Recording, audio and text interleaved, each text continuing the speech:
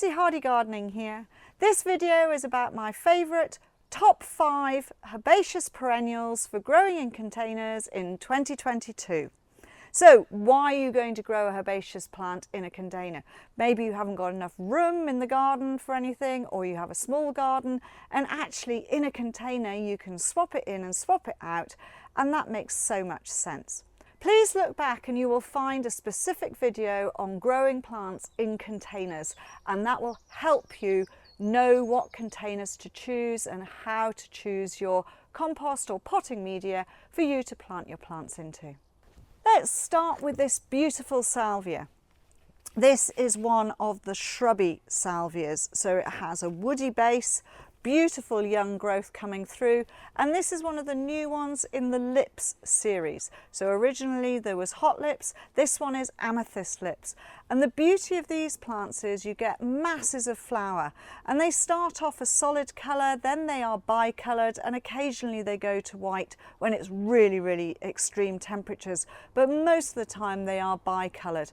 Really wonderful because they flower all the way across the whole of the plant itself. If the plant is getting a little bit leggy, i.e. it's going up and you're getting very bare stem down here, give it a cut back, and it's not just taking this bit with the flower bit, go down a little bit further, because wherever there are growths, those will become new flowers. So you can keep it in the shape that you want it to be. Really good plant. Doesn't need a huge amount of food. Pot it up into a reasonable sized container, give it a good watering, and then it will be happy for you all the time. Somewhere sunny is best for this particular plant.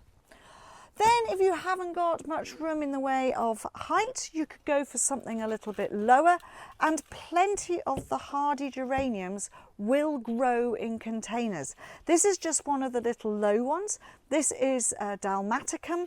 Dalmaticum has a lovely round leaf, beautiful purpley pink flowers on here with lots and lots of buds to come, and it's going to carry on flowering for a good length of time. Remember, the beauty of having plants in containers is once they go over, you can swap them out for another plant, so that's really quite a useful thing. But this little one, Dalmaticum, not going to get much taller than it is here, so somewhere around about 20 centimetres high. We'll get a little bit bigger, but you can keep that in a smaller container and it doesn't take up quite so much room, and it can just be tucked in with other plants in other containers. Then one of my real favourites is this one here, and this is Totally Tangerine. Look at this, isn't it a fantastic plant? Beautiful tangerine orange flowers, and it just has masses of them all the way through. It will get a little bit taller than it is here, but it will just continue to flower, continue to flower. You know, these are all young buds.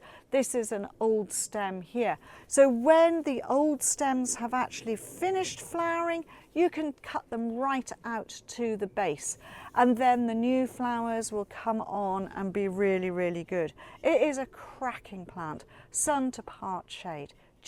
Totally Tangerine. And if you want something which isn't really colour but is green, then grasses work really well. And this has to be one of my favourite grasses. This is Stipa gigantea, the golden oat grass, just starting to put on its beautiful plumes here. And this lovely old mature plant here has got something like 15 or 16 flower heads all coming up. And when they're allowed to lay loose like that, and it's going to go up a little bit higher, it will be somewhere around about my height when it's fully grown. So that is somewhere around about 1,60 m, 1,75 m. And then these beautiful flower heads, when it's windy, they just waft in the breeze and they look absolutely gorgeous. And you just see all this just wafting in the breeze. It's fabulous. Grass itself is only to here, and then when it's all finished you can leave it there, because those flower heads, seed heads, look fantastic right the way through the autumn period. Then finally, my last one of my top 5 is this amazing pink Indigofra. So most people would think of Indigofras as being a shrub. Well, this is, but it's also an herbaceous shrub. Look at these fabulous pink flowers and this lovely young growth here, and more pink flowers to come. It flowers its socks off through June, July. It makes quite a big clump if you've got it in the garden. But if it's in a container, then it does really, really well. But what you can see is that it's growing out from underneath and it's spreading like a normal herbaceous plant does. And it spreads out and makes a really great plant. That is just fantastic. And it also has some perfume. Indigofra kerillowii. Just superb. So all of these plants are things that we grow at Hardy's Cottage Garden Plants, and I am just showing you these because you can get a wonderful show at your front door just in tiny little spaces like this without having to grow them in the garden itself. Thank you very much for watching, and please do subscribe to the channel.